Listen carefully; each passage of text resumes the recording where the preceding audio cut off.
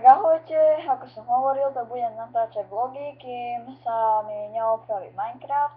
A už som sa rozhodol, lebo do komentárov ste mi nič nepísali, tak som sa rozhodol, že moje prvé video bude o Minecrafte a potom urobím také menšie videjka aj o World of Tanks, ale to až potom, lebo Minecraft ma ako viac baví ako to World of Tanks. No a aj som si chcel povedať, že v tom World of Tanks, keď natočíme to video, tak si povieme, že ako začiatočníci, čo si máte vybrať najlepší tank a tak ďalej.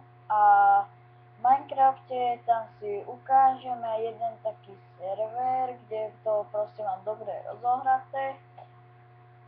No a tak ďalej. A no tak o hrách to je asi všetko a chcem aj o sebe niečo povedať, napríklad, že mám 12 rokov, nemám žiadny počítač, mám herný notebook, dá sa povedať.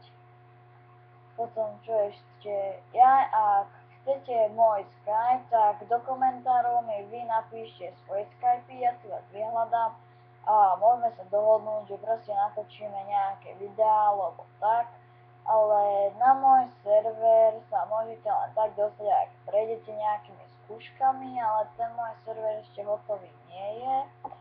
Vám potom napíšem a že chvíľu točiť vlogy a žiadne videa nebudem, lebo moja mama akože zobere so sebou notebook.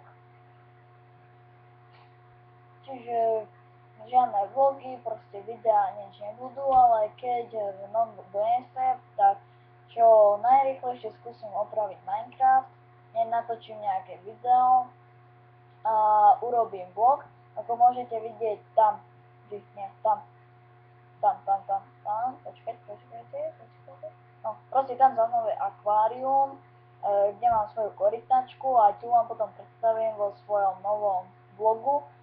Len jedno vám poviem, moja korytnačka sa volá Lola a proste bude aj rozprávať, uvidíte.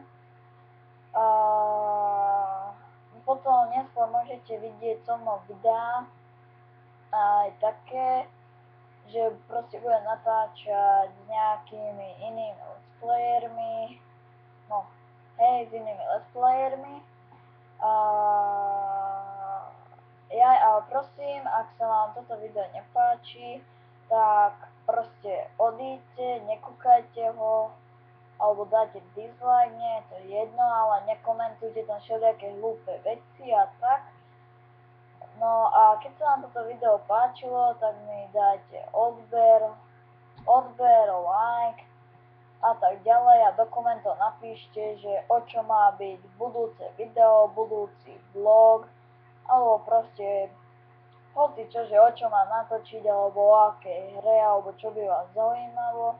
No tak na dneska to bude všetko, možno ešte zajtra natočím nejaký vlog, tak možno sa zajtra vidíme, ahojte.